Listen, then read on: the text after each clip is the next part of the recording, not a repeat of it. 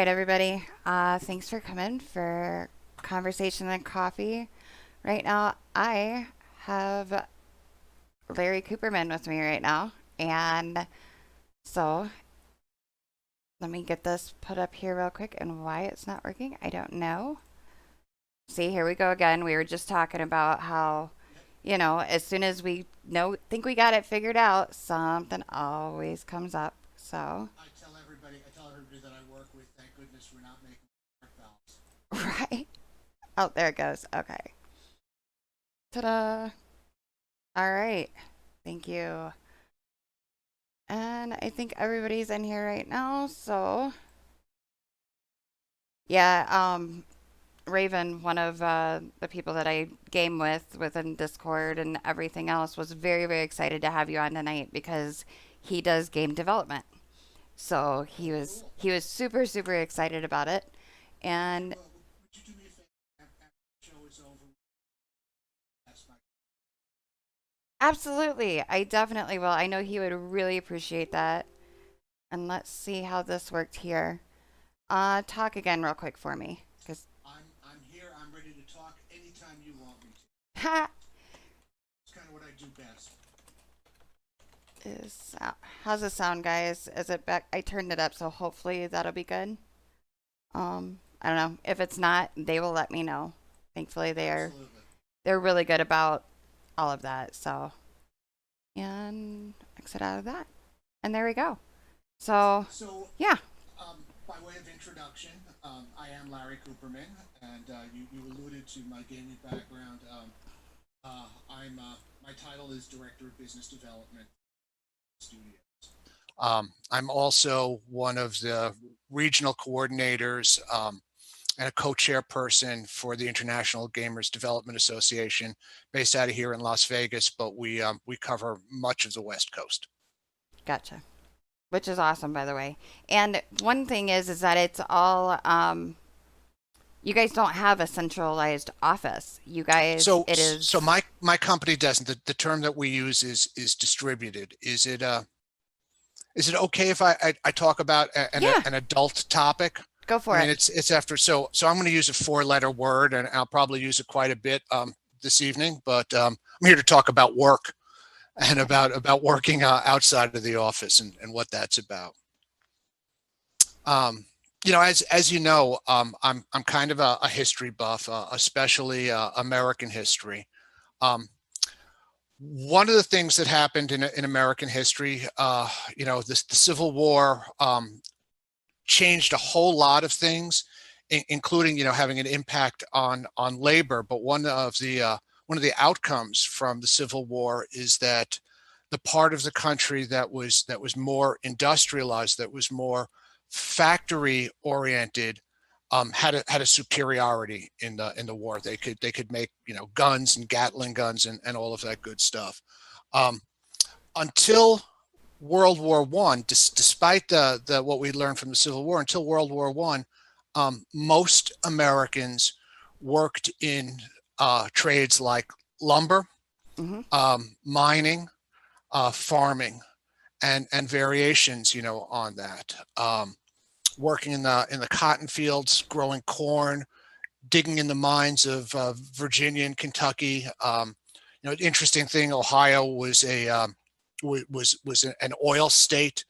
That's where John D. Rockefeller started out, and Michigan.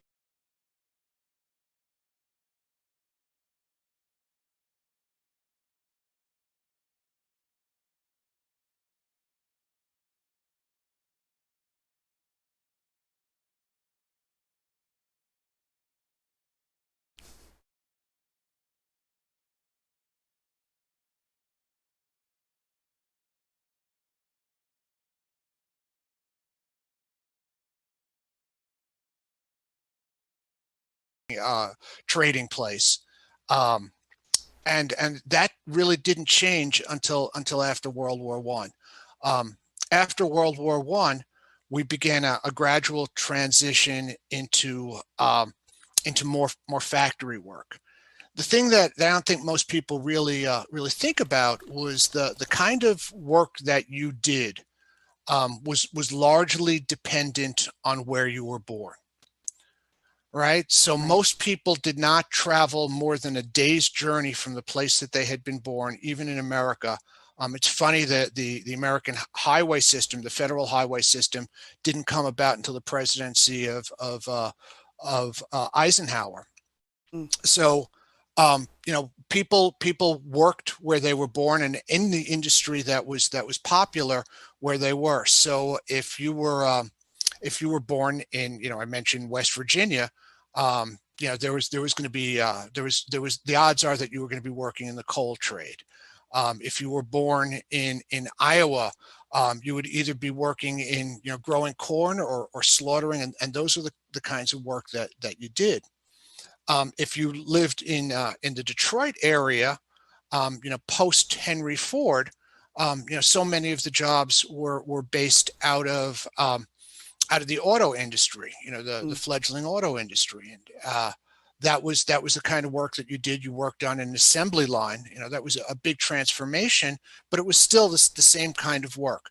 And the basic principle was that work was done at a specific place, typically between specific hours. Sure, you had, a lot of the auto companies had multiple shifts, but you were on a specific shift. You had to be there at 8 o'clock, at 4 o'clock, or at midnight, for the beginning of your shift, and you got a job, where you were.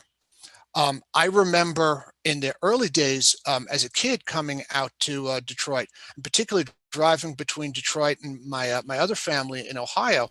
Um, every Friday night, you would see a line of cars heading down 75. Those were people whose life journey was from Kentucky or Ohio up to the auto plants in Detroit. But again, that was in a fairly circumscribed area, right? So you lived close to where your company was. Right. Um, Work is changing, and COVID did not bring on that change, but it certainly accelerated it. So my company makes games. The gaming industry worldwide last year did $117 billion in gross revenues.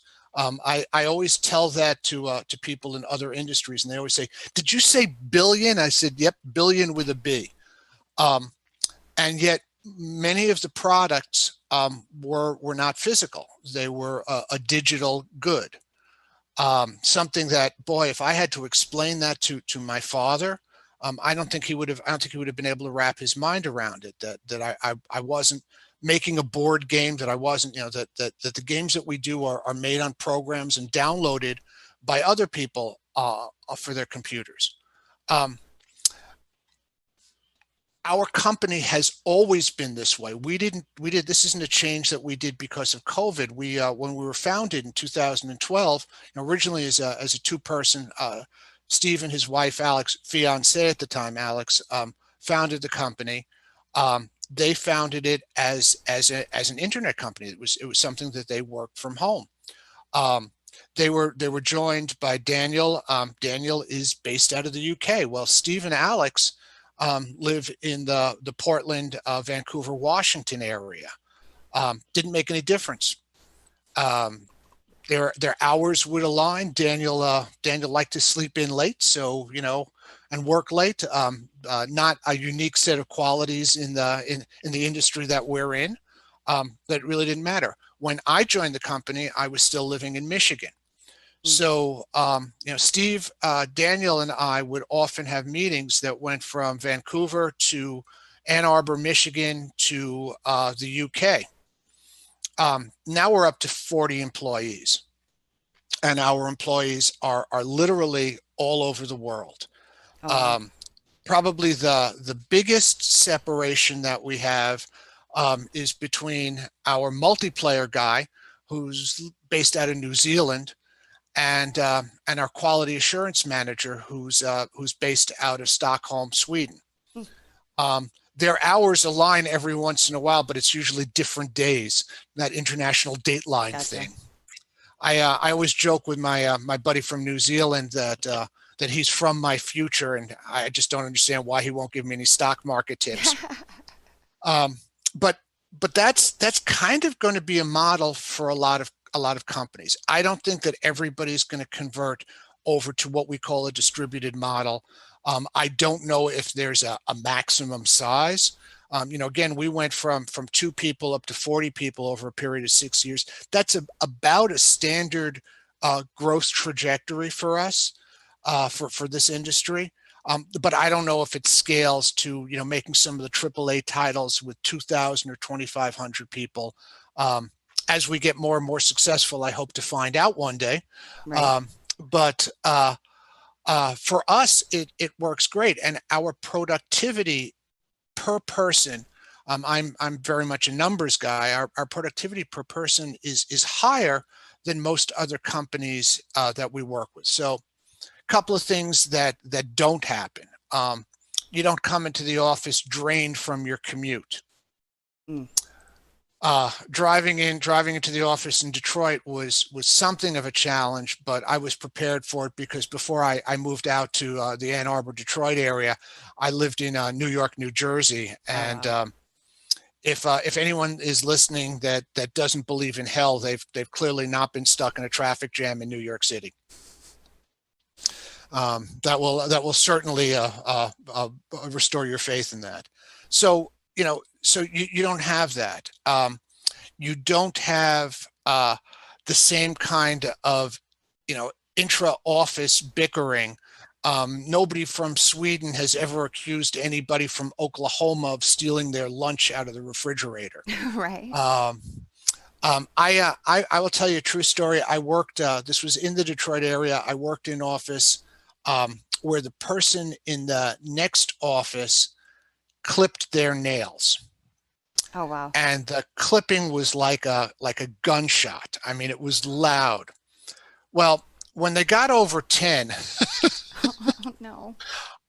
I became kind of upset and said, "You need to close your door." Um, uh, Oh, that would be it's a so little bit too irritating. personal, Right. right? So you don't get those kinds of things. Meetings are held online, and they last as long as the meeting needs to last. I've worked for Fortune 500 companies where I swear I felt like half of my day was spent waiting for the person that was still in the conference room that I had reserved for 10 minutes ago to get done with their meeting so I could get in there. Ah, Our meetings are done, I don't want to sound fancy, but, ad hoc when we need to have them. And they last as long as they need to last. And we bring in whoever we need to bring in for those meetings. Those are some of the advantages. I will tell you, it's not perfect. There are a couple of things that we're constantly looking to improve. So when I originally started managing people, and this goes back to the early 1980s, there was a philosophy of management called management by walking around. mm, Right, as a manager, you were supposed to walk behind people. Usually they were at their desks, and you would look over their shoulder, and you would say, "How's that project going?" or that kind of thing, right. and that way, the assurance that they were being productive was based on your kind of spying over their shoulder and looking at them. We don't do that kind of thing. We base productivity on what you have actually accomplished. Things that I do get concerned about, if you never have to go into the office, then you never really have to leave the office, and it's Very always true. hard to do that. Particularly when you're part of the management team and you're managing multiple projects across various time zones. So I worry not so much for myself, but really for my developers, that they will lose track of time and they will do things that are unhealthy for them. Hmm. In the game industry, and everyone that's associated with the game industry will tell you this has become a huge buzzword. Crunch, working those terrible hours for weeks at a time, and people burning out at that.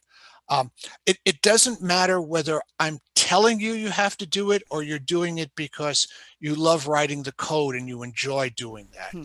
If you work too much, it is not productive. and Right. it's not good for you. Um, we've evolved a pretty simple methodology for coping with that. Every one of the managers is charged with asking everybody that works with them on a daily basis, simple question: How are you? And the way that I explain it is you ask how are you, and then you shut up until they answer the question fully. Right. If you're a good manager, you will remember what they told you, earlier that day, earlier that week. So I will ask an employee who took a couple of days off to be with his parents how they were doing. Um, I ask, I remember to ask people about their children, about their brothers. That's not hard. That's really the stuff that my shorthand for that is we're being human to each other. Mm. Right? Yeah, That's the really. stuff that people should do. Again, does that scale? Will we have the same degree of flexibility when we get above a certain number of people? Um, we've already crossed over a line that we didn't know existed. We've hired two people with the same first name. Oh no. So we've got Alex 1 and Alex 2. you know. Are they at Um, least in different locations? oh, absolutely. Okay. One is in Brazil and one's in North Carolina. That So makes so it a that's little bit easier. absolutely. And everybody that works for us has a handle, has a nickname, has gamer tags. So our engine developer is Samuel Kaiser Villarreal. Um, Alex number 2 is known in the community as Alex Max. Mm. So there are ways of doing that, but again, I tell my partner in crime in this, Steve, that part of my job responsibility is to be professionally paranoid. So what we're doing works really well for the company now. I don't know if it's going to be the same solution in a year from now, um, but for most people, they're looking at that and saying, well, that's cool working for a game company, but that would never be in my trade or in what I do. Um, I'm going to tell you that we're at a point in the world, but specifically in America, um, where things are going to change. If you want to be fancy, you want to say we're at an inflection point. Hmm. Um, so some things. Ann Arbor has made a huge commitment to autonomous driving, to self-driving cars, Hmm. um, and they're going to get that right one of these days. The area where that's first going to come in, it won't be Uber, it won't be driving your car to work, it won't be the area that it's going to first come in and be really disruptive is long haul trucking. Mm. Because long haul trucking is basically point A to point B, Right. and um, and that is something that is very feasible to program. Hmm. Um, that's the kind of thing that's easy to do. So if anybody is listening to this and they are currently working as a truck driver, this might be a good time to start taking some classes in basic coding, because that's going to change. Um, Factory work. So, if you look at the numbers, if you follow Wall Street, not that I'm saying that that's necessarily reality, but the largest car company in the world is Tesla. Hmm. And Tesla is largely automated. So if you're counting on the day when the River Rouge plant is going to reopen and you're going to have thousands of people working on an assembly line, um, to quote Bruce Springsteen, those jobs are going, boys, and they ain't coming back. Right. So those are things that are going to change. Let me also say before I go down this path, because I don't want to make it sound like it's again a Bruce Springsteen reference, like it's a dark ride. If you look at our history, every innovation, every disruptive innovation has actually led to more jobs and frequently a better standard of living, than the prior generation had. So if you were a wheelwright, a guy that made wheels for wagons Mm-hmm. in the 19th century, um, you know, B.F. Goodrich was about to put you out of work. Right.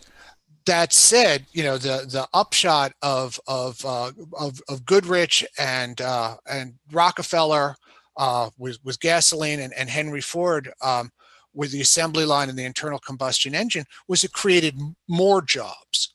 Um, I I tell people all the time, again, I'm a director in the company. I tell people all the time that I'm a capitalist, and we very often get into a dispute about what that means.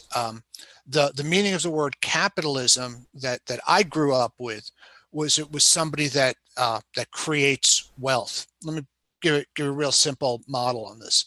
Um, for period of about 100 years, France and Germany fought over the Alsace region, Alsace-Lorraine. The reason that they fought over that was there were coal mines there, and the thing was it was what we like to call a win-lose game, a zero-sum game. If Germany got the region, then France lost it. If France had the region, then Germany lost it. So only one person could have the coal at a time. Right. Um, what capitalism is saying, hey, I've invented a better mining technique, and there is now more coal coming out of the ground, enough for both Germany and France to have more coal than they need and to be able to export it. It's not always a good thing, but that's the secret behind capitalism. The secret behind capitalism is that if you're a baker and you take $1.20's worth of ingredients, you can make a loaf of bread that sells for $3. You have now created $1.80 in wealth. Mm-hmm. And some of that wealth will go to the people that work for you. Some of it will be kept for yourself. Some of it you'll reinvest. That's kind of what capitalism is. Steve started the company with his fiance and his wife. He hired one person because he needed the technical support. He hired me because I cold called him and I said, I like what you do and I want to join you. And between us, we've created a company that now pays the wages of 40 people. We Awesome. didn't take anything away from anybody. We created new wealth, right? These games didn't have the value that they have now until we got a hold of them and we increased that value. So I always tell people that I'm a capitalist. Capitalism, is scary for a lot of people. They think of Scrooge McDuck or and they probably shouldn't. That probably isn't something that should be their business model. I mean, we have weird capitalism in America today. You can explain to your grandfather, or if you think about it, you're talking with the ghost of your great grandfather, what Tesla does. So these cars, they're assembled. These machines are made by other machines. That's the way that works. I mean, Right. that conceptually is an idea that somebody living 100 years ago could get. Try explaining to them what Facebook does. Right. Try explaining to them what Google does. That would be a hard business model. That is not the first unusual business model. If you think about it, when television started up, you're going out there and you're pitching, you're looking for investment for your TV company, and you're talking to somebody and they say, well, so what is it you're going to do? Well, I'm going to make these shows, these little plays, kind of like little plays, but they're small, and I'll make them in my studio and I'll record them and I will stream them to people. Right. And those people are going to pay you. Remember the early days before cable? Well, Right. no, they're not going to pay me. Well, I don't get it. How are you going to make money? I'm going to get advertisers to pay for it. Oh, that's just the craziest idea in the world. And now Well, no, it everything's wasn't. advertising. Right. Now, I mean, that model is the same model that built up Google and built up Facebook, just on a different platform, right? We Right. just eliminated the television shows. And you think about a Facebook executive pitching his concept to a television company and going, well, no, we're not going to make the shows. We're going to get the people that use the platform to make the shows, and other people will pay us for the privilege of watching the shows that somebody else made. Right. I mean, whoever heard such a crazy thing like that? Twitch. Right. Um, Exactly. so there you go. And and for all that we joke about that, Amazon doesn't seem to be doing too badly with Twitch. Right. Um, so those are our shifts in the way we do business. But there's also an independence to it. You're no longer bound by the place that you were born, Right. in how you work. Um, there are going to be other shifts that go along with this, and I know you said at least one person in our audience is from the gaming world. Well, this year, in addition to everything else with COVID, in addition to the ecological disasters, the social unrest, just everything you can point to, there was another big thing in the gaming industry, which is the Me Too movement. Hmm. The Me Too movement that really had been in Hollywood really caught up with us. And just last week, the founder and CEO of the Ubisoft company, Yves Guillemot, did an announcement, and he said that 25% of the thousands of people that work for Ubisoft worldwide, that 25% of their employees had either been victims of harassment or had been involved as witnesses in the case of Oh, harassment. wow. Now, you know this as well as I do. If 25% of the people say that they've been involved in it, the number's probably closer to 50%. Right. That's just Well, the amount that's actually saying something about it. yep. Now, as the founder of or co-founder of a company myself, I'm going to tell you, um, I've never been at a meeting where we said, okay, we're going to found this company, we're going to make millions and millions of dollars, and we're going to harass all of the people that work for us, or a significant number of the people that work for us. That just wasn't on the topic. Um, what happens though in that is to understand how that comes about, you need to understand corporate culture and how a corporate culture is made. So Ubisoft started out in Montreal, France, the other Montreal. They have an office in Montreal, Canada also, but this is the Montreal in France. Um, it started out as a small group of people, small group of developers that were driven by a passion to make games. Well, they had an office there, which meant that people had to come in at certain times and sit and work in that office. Well, I'll tell you a secret. Um, if you start an office in France and everybody has to come into that office in France, you end up with a lot of French people working there. Right. Kind of obvious, right? That guy from New Zealand just isn't going to commute in. Right. Well, what begins to happen is the company takes on some of the character of the place of origin. So they brought in a lot of French people. Gaming in general, um, the number of women that work in the field is much less than the number of men. That is not a problem that Ubisoft created, but it was a problem that had been going on for some time. So you had an office of French men, and particularly gaming is a young person's field, despite you're talking to an old veteran at this point. But it's still basically a young person's field. And so when you have a group of young men, and I'm not vilifying the French. It could have been, any different culture, but everybody from the same background. Well,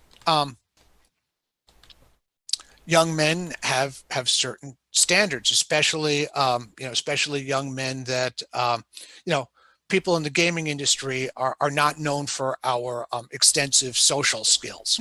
Right. We blink a lot in the sunshine, so So you have a company that's created that way, and maybe it started out as some jokes, maybe it started out as some remarks, but gradually this becomes part of the culture. Well, the people that are early employees have a much higher likelihood of moving up within the company, Right. and pretty soon they are bringing that corporate culture of rough jokes, rough remarks, etc., worldwide as they expand. They Right. bring it with them.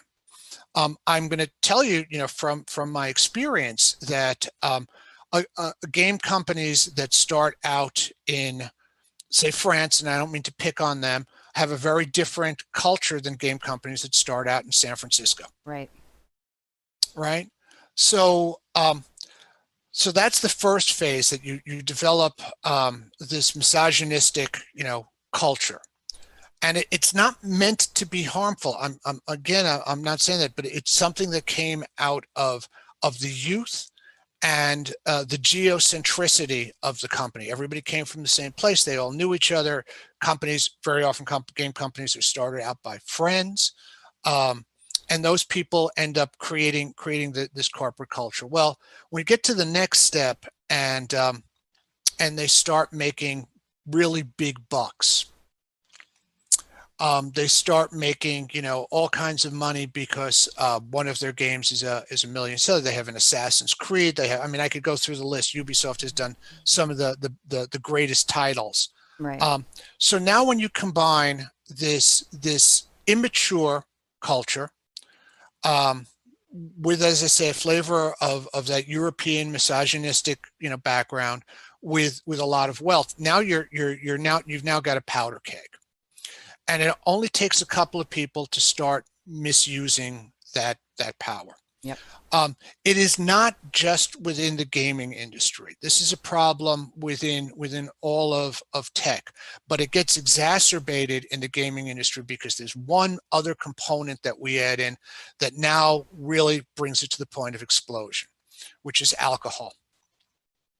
So, in the gaming industries, our excess at conventions was really well known. Mm. The major gaming conventions in the United States, E3, GDC. Um, there used to be an old joke with both of those, that if you can remember GDC, then you weren't really there, right? If you weren't suffering from a blackout. And again, it was a youth-driven culture, with all this money, with all this, all of this, and no restrictions. There was no parental supervision Right. on this, and so you had this mixture, and at some point it began to cross over the line, to real harassment, Mm. stuff that is undeniably inappropriate. If you read any of the reports, and I'm not going to go through them, but a woman that was managerial level was out at a party, out at a bar with one of the other members of Ubisoft, and he was talking about erotic asphyxiation, about choking during sex. He turned around, grabbed her by the throat to demonstrate. Not a good Uh, idea. Another woman was licked. I am not exaggerating. Licked. Licked by a senior manager of Ubisoft, and when somebody said to her, "Why didn't you tell HR?" She said this was at the company party. They were standing there watching it. Oh, wow. Well, this guy was managing a multi-million dollar, maybe hundreds of millions of dollar game franchise, and somebody did the calculation and said, I'd rather not see what's right in front of my eyes. So, and again, I don't mean to say this as a Ubisoft thing. Well, right. It can This happen this is anywhere. throughout the industry, Yep. and again, it was the qualities of youth, of too much money, and too much booze. The same thing happens throughout a lot of the industries. I mean, certainly you can do things in Hollywood. When I began to explain to people, because for a lot of the people in the gaming industry, this is the only industry that they have ever worked in, that Mm, in other areas of tech and in other areas, that kind of thing doesn't happen. Um, I worked I worked in accounting, in particular in healthcare accounting. We didn't have alcohol fueled parties, mm, right? If you went to a meeting of the healthcare financial administration, it was maybe Diet Cokes. That was as wild and crazy as we got. right. Um, so that was that's part and parcel of it. Now let me go back to the way that my company works. Um, so a couple of things. First of all, I'm not saying that you can't have harassment over the internet. Certainly, no one that has heard of Twitter would believe that. Right. Um, but um, it's of a different level, and you Right. can block people. It is a lot harder to block your manager when he's sitting in the office behind you, Right. Or when you have to right? go in and So see him every single day face to face, it's a lot easier the online just to be like, nope, done, out, you know. the other part is what always contributes to that behavior. Well, disbelief, right? You say that this person did this, and they say that they didn't, and now you have to go and try and find witnesses. Well, if it's online, you've got a screen capture, Yep. you've got a record of what happened. So it certainly is a process of amelioration. The other thing that is interesting about this is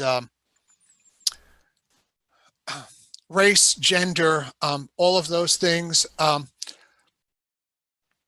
They don't come up in my interviews in the same way. Mm-hmm. Most of our interviews are conducted online. We have hired a couple of people without having camera feedback. Mm, Um, so I can't say that I hired them because of their race or hire them not because of their race, because I didn't know what it was. right. Um, now that's something of an exaggeration, but on the other hand, there's an element of truth to it. Um, there are a lot of people, again, for gender things, we don't really care. It's not an issue for me. And that might sound really, liberal and social justice warrior on that, but and it is. We do have a commitment to those values, but there's other factors in it too. I'm not really concerned about what bathroom you use, because I use the bathroom in my house, and I got two of those. I mean, I could go. Right. Um, um, uh, so you're going to use your bathroom, and I'm going to use my bathroom, and never the twain shall meet. Right. Um, I mean, those kinds of issues, and again, I'm saying it in a hopefully at least slightly humorous fashion, but those kind of issues simply don't happen. Right. Um, Things that do happen, we do worry about overwork. We worry about mental health. Mm-hmm. Um, Things that I was accustomed of doing in managing employees, I've had to develop a different skill set. If one of my employees is feeling down, it's really not feasible for me to take him or her to lunch. Right.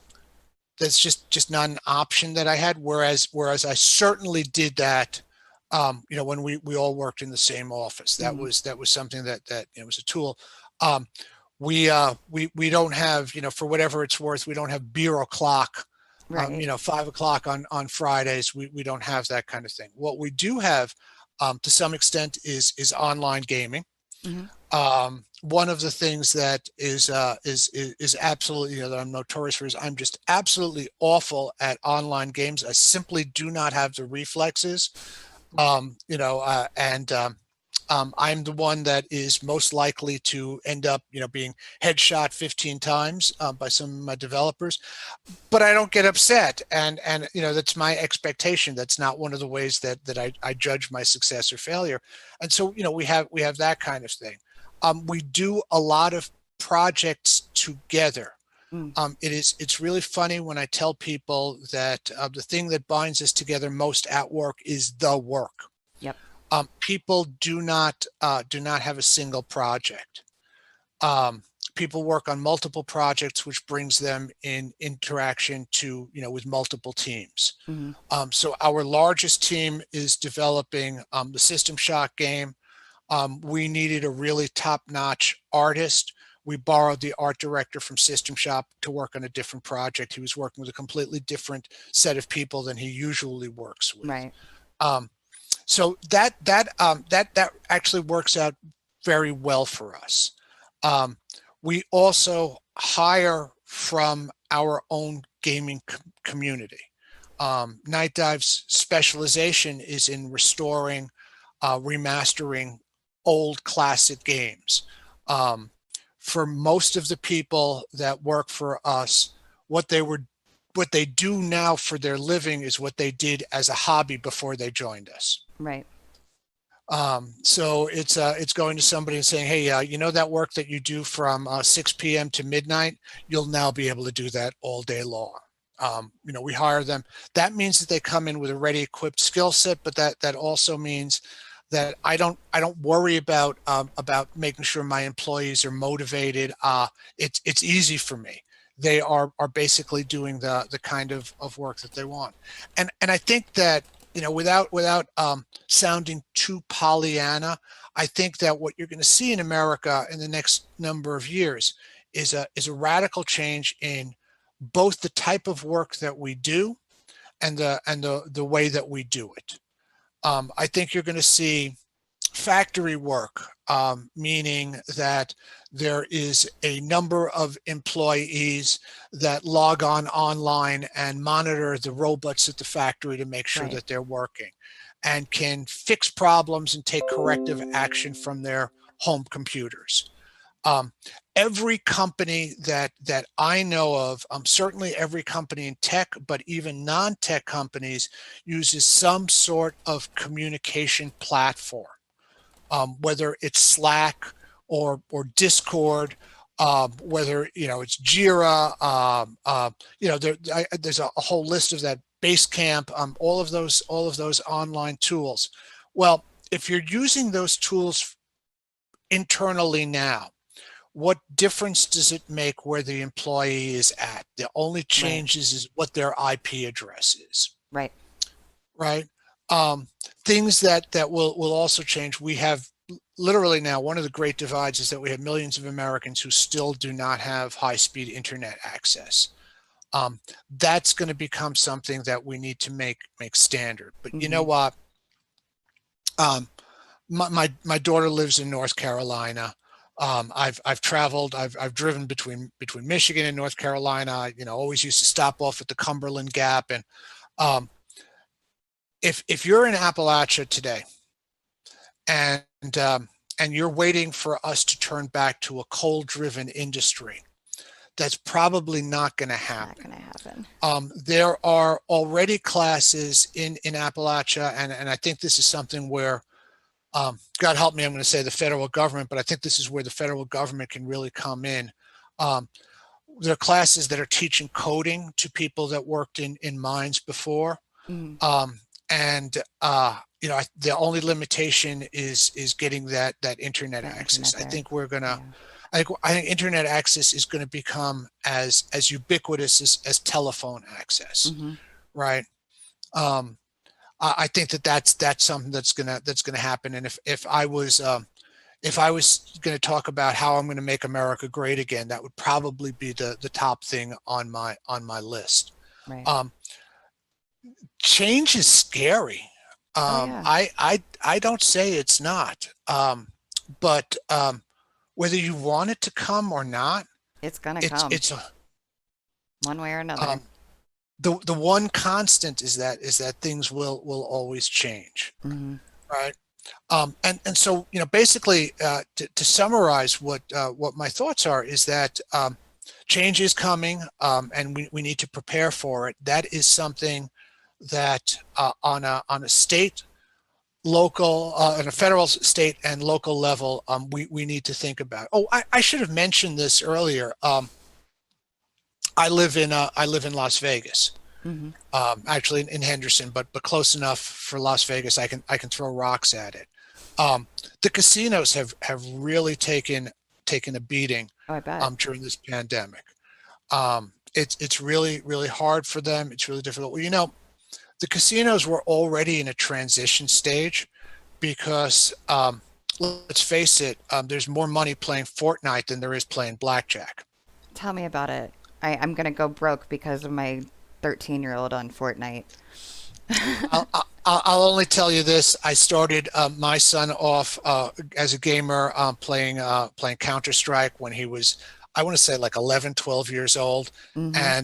And he was an early stage employee for Twitter and is now happily working for Adobe Software. So when you look at that, Mom, don't think of it as a waste of money. Think of it as an investment in your future. Well, I appreciate that.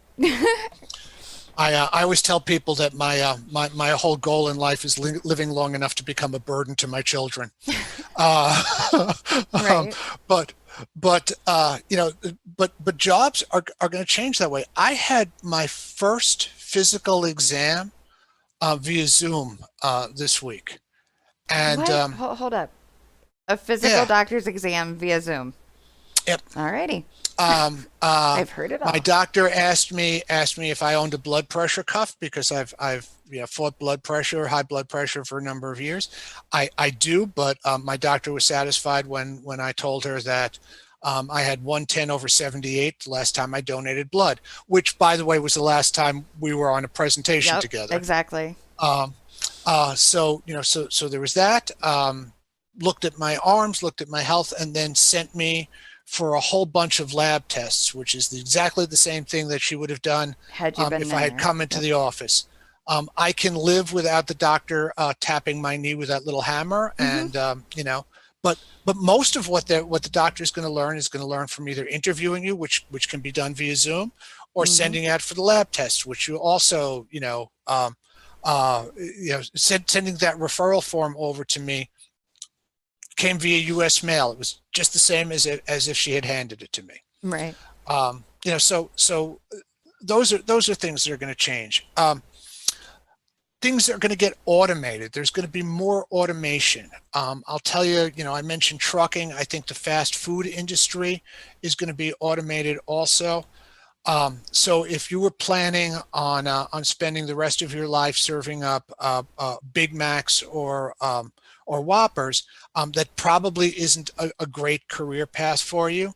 But if you go into programming and you're the guy that writes the code that allows those companies to automate that process, you're probably going to be a very wealthy person who's never burnt themselves on the grill.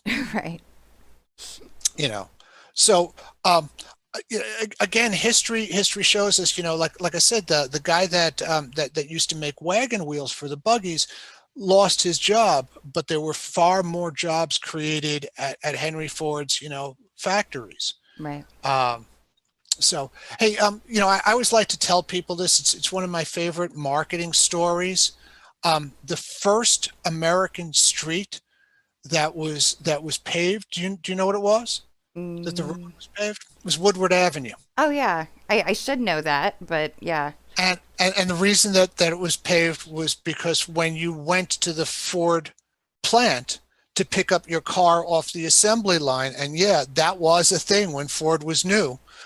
You went there to pick up your car. You got to drive like a half mile on paved road, and you'd never drive on paved road again. Oh gosh. The rest of the time, your kidneys were hurting from all the bumps up and down. But again, that's part of what the future is going to be like. I spoke probably more than you may have even wanted me to, but No, you're good. thanks. Do you have any questions? Any Um, topics that you want me to cover? I did open it up for the guys in chat to see if they had any questions or whatever, although they were trying to make me laugh in chat as you were talking. Please, Oh, of course. because Raven's like the hammer was the best part, and then you know, speaking of other people, somebody goes, I prefer the index finger. I figured you'd probably get a laugh out of that one.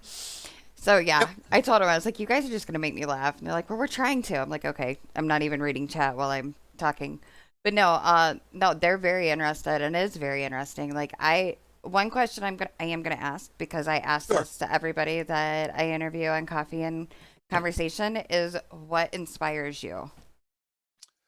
So I work in a field.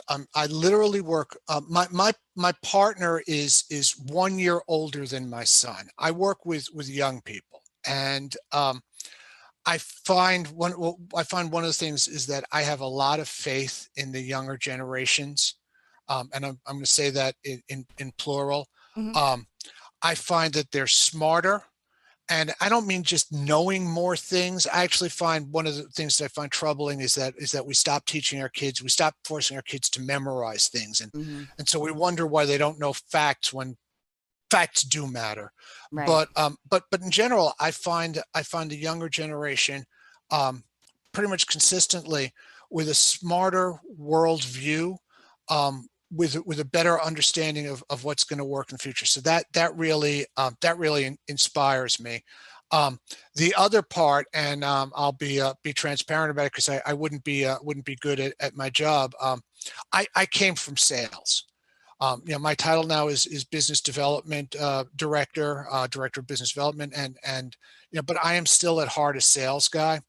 So at about 9:30 this morning, I closed a contract, and if I was in a sales office, if anybody's ever worked in real estate or in any of those kinds of sales trades, I would have been ringing the bell. Right. Um, you know, so that's the kind of thing that I enjoy. I'll tell you one Christmas, and I want to say it was 2000, it was 2013 going into 2014. We launched a game right before Christmas, and we did not think it was. We thought that was gonna harm us, and Hmm. we're launching into the Christmas season. When I say right before, I mean literally. I think it went up on December 11th, like 2 weeks before Christmas Day, Gotcha. and it hit a sweet spot for whatever reason. Whether it was the quality of the game, whether it was the title itself, and I kept on hitting that refresh button and watching the money come in, Right. just ka-ching. Um, I did disclose I'm a capitalist, so nothing shocking there. But those things really do inspire me. I think the younger generation. I think being smarter and selling stuff makes me happy. That's awesome. That is really cool. Um, okay, I do have a couple of questions. Sure. Lost was wondering if I'll go up to it. Where'd it go? If you ever did any work or your company ever does any work on like Dungeon and Dragon games at all? We have not, and one of the reasons for that is that is a carefully managed franchise. Mm. There's a lot there's a lot that is specifically within the D&D franchise, not games that are like D&D, but Hmm. within the D&D. That is while I've been at Night Dive. However, prior to joining Night Dive, um, I worked with those folks when I was part of GameStop. Okay, cool. So I got to work with and got to meet them, and I think it's absolutely great. I think it's so amazing how that whole thing started off and blew up from there. Yeah, funny little story about D&D is that I think I told you before, and my listeners don't know this, but I grew up very, very conservative Christian. My dad was a Uh-huh. preacher. So when Dungeon and Dragons first came out, it was evil. Sure. It was evil. It was of the devil. I wasn't like, I honestly, still to this day, I don't think I've ever played it. I've seen it being played, Sure. at least, the original gameplay. I've never seen it on the computer yet and whatnot, but it's very interesting, like how times change, and then you grow up and you realize, wait a minute, it's not. It's a game, but it's very By interesting. the way, if I was in charge of marketing, I would have had at least one variation where you could play as the apostles. See, there you go. See, somebody else was wondering if you had any projects currently that you or Night Dive was working on that you were allowed to share. Sure, we do. We have some unannounced ones, but the primary one is System Shock, and we just posted a Kickstarter update today. One of the things that we're committed to is being very transparent with our audience. So Hmm. if you take a look, if you search for System Shock on the Kickstarter site, you can see it. We also have done that publicly, and we have a playable demo, even though the game isn't out, that's available on Steam, so everybody can get a taste of that. Oh, cool. That said, we are also working on Sin. That was the name of the game, capital S, lowercase I, capital N, also known as Sin Episodes and Sin Gold. We are doing a complete remaster of that, and it's really interesting because we've for the first time partnered with another company that's helping us with the artwork. We're working with Oh, cool. 3D Realms, a company that's also in the same space that we play in. We are working on the Shadow Man game, which is based off of the comic book franchise by the same name, and we are working on Blade Runner, which is based off of the movie title. Awesome. Those are the ones that I can talk about. If I talked about the other ones, a ninja would come down and kill me. So, And we don't want that. We like having you alive and well. Oh, Captain Chronic wants to know Freddy Fish remaster. so we're bless him for that. We were the original publisher, and we launched all of those titles, part of the humongous title library, on Steam for them. Um, because of a couple of different factors, the company that did that spun off their own division, and we refocused on some other projects. We are no longer managing those. We were simply the developer on those. Gotcha. So, developers do that work, and then publishers take the profit. I'm both a Right, developer and exactly. I'm They give both a you. developer and a publisher. So don't think I'm saying that in a bad way. No, I know. No, it's like here we do all the work and you get all the profit. No. Another question Chronic had here, I can get my mouse to move, was about VR, the virtual reality. If you had Yep. any thoughts on that and all of that.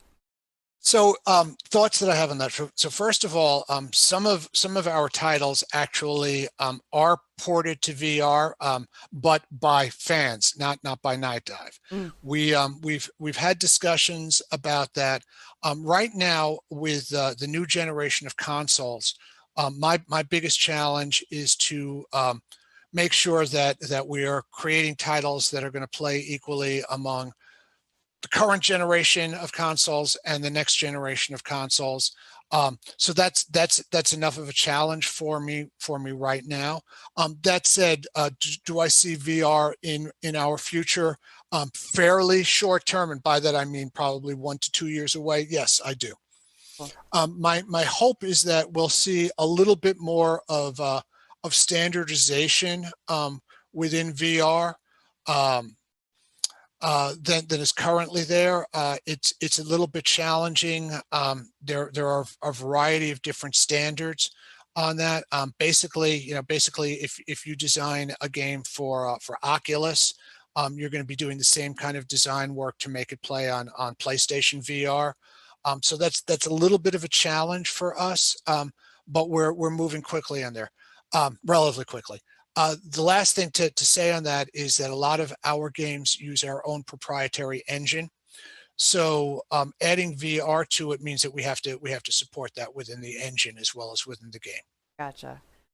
Speaking of like the proprietary engine and all that, I did notice because I was looking up Night Dive and like looking at the different games and all that, like with Doom and all Uh-huh. of those, and I think it was which one was it? I can't remember, but it works on the same engine as Quake.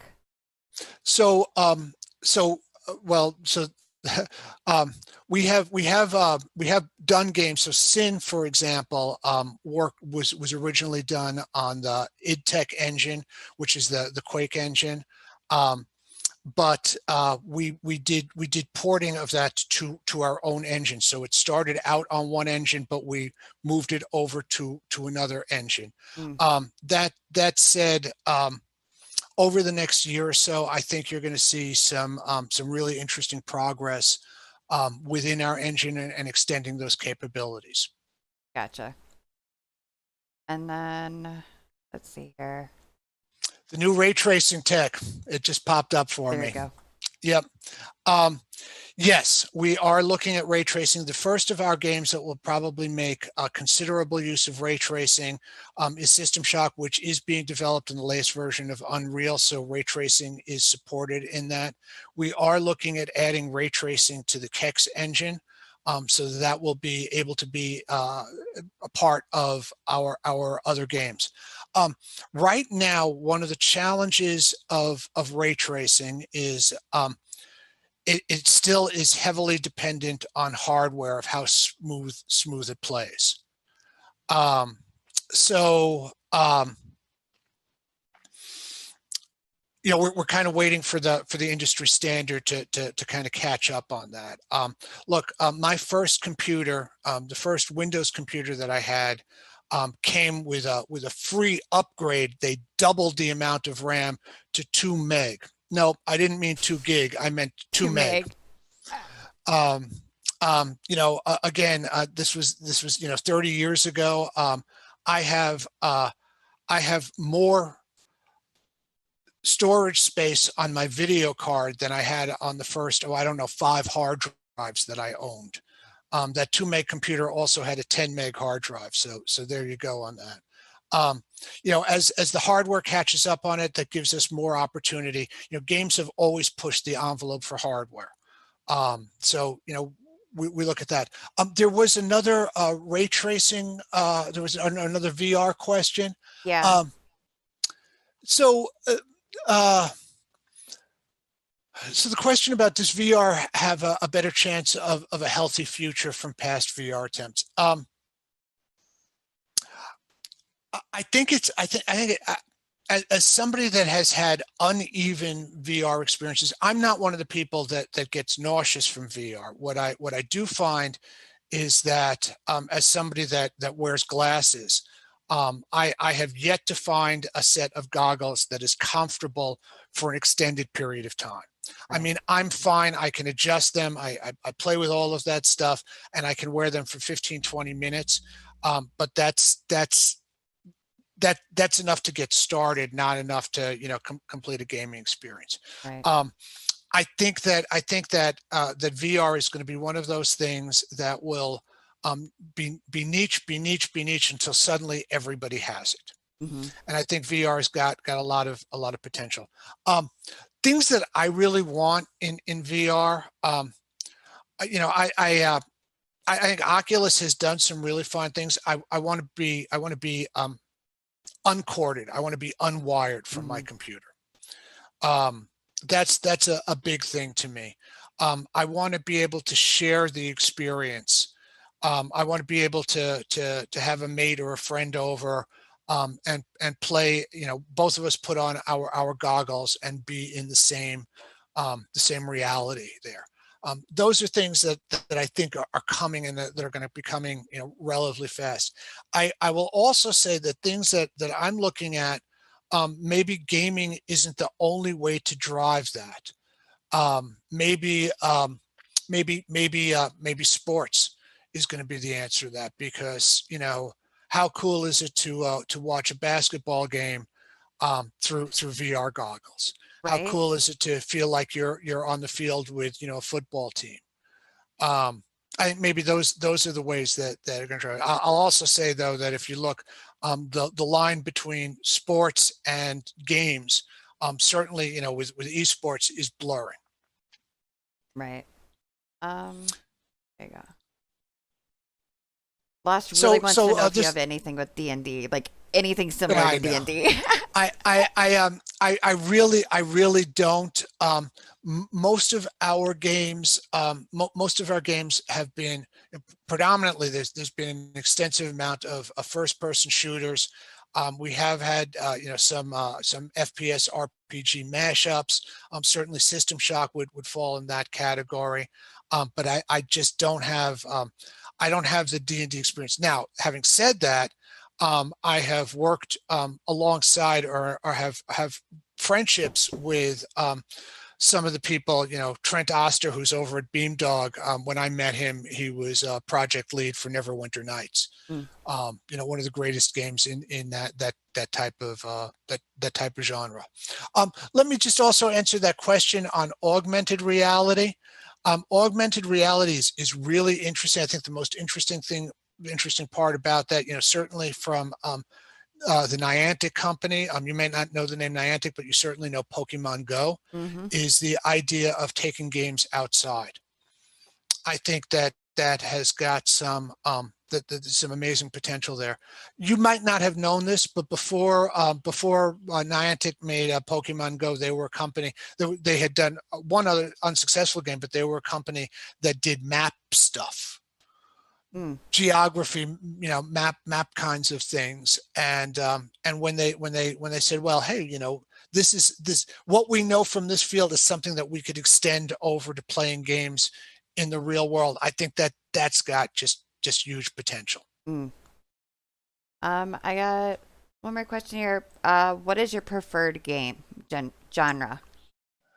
So I will tell you, and boy, when this gets back to night dives, the guys are all going to laugh at me. So I am absolutely addicted to the type of games that I played in my youth, which were pinball. I Yes. I Love it. I've been lucky enough to be friendly with. I work with the guys when I say work with them. I'm completely different businesses, but I know the guys from Zen Pinball, and the idea that on my computer I can have 200 different pinball tables is just never fails to excite me.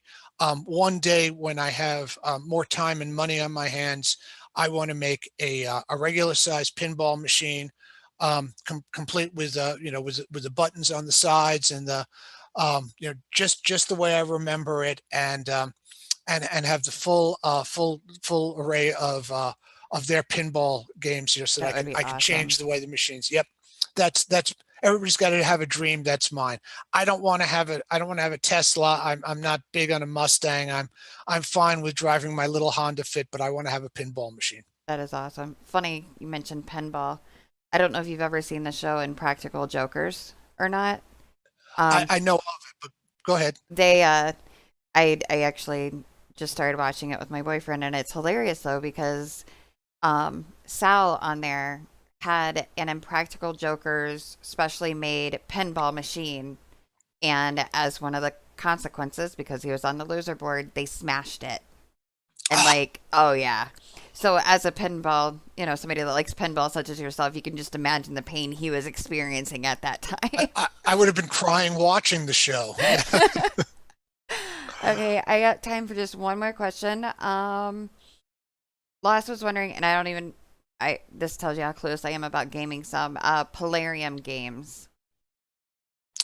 Not familiar with them. Could you ask him what titles they have done? The name seems familiar to me.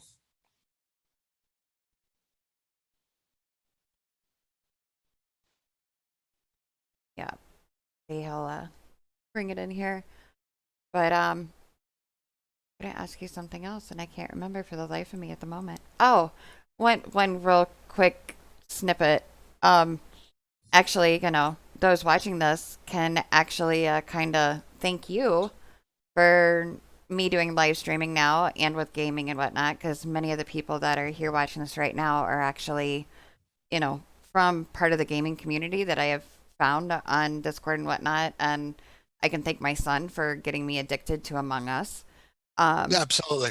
Horrible I game. just looked up. I just looked up Polarium. It's a puzzle game. Oh, So yes. again, you'll pardon me. I'm just going to be completely candid about this. Um, I most of the games that I play, after work, aside from playing our own games, in some sort of testing Hmm. environment, or most of the games that I play off work are thoughtless. I don't spend a lot of brain cycles on the pinball game, right? You hit the ball with a flipper. Right. That's the only decision that you've got to make on that. That said, I find puzzle games really interesting at the very beginning, and as the puzzles get harder, I think to myself, if I'm going to use up this much brain power, I want to make money from it. Right. I did disclose that I was a capitalist. I used to tell people all the time that doing my taxes online is my favorite version of an MMO, of a massively multiplayer online game, Yeah, because I right. like what happens when you win at that. Hmm. That's awesome. Again, and I know it's getting late, and I probably went over. No, I you're do talk. fine. I just gotta go dog sit, unfortunately. Otherwise, I we would stay here all night just talking. It's already on to your tomorrow. So again, thank you very much. Thank you for I'd be coming happy on. to return as a guest sometime. Yes, definitely. You I know, know they would love to have you back on. I would love to have you back on, and I know they would definitely because I know they were starting to have more questions and whatnot. well, So anytime. one of the things about getting old, and it's one of the few virtues to it, is it gives you a sense of history, Hmm. and history with that can span an industry as well. So again, thank you very much for the opportunity to speak, and stay warm in Detroit. I'll try. I will try. I will try. Maybe one of these days we can get down there to the warm Las Vegas weather. So who The knows? easiest job in the world is Las Vegas weatherman. Hot, sunny. That's See, it. there you go. That's awesome. Well, thank you, Larry. Appreciate it. Cheers again. Thanks, everybody. Great questions.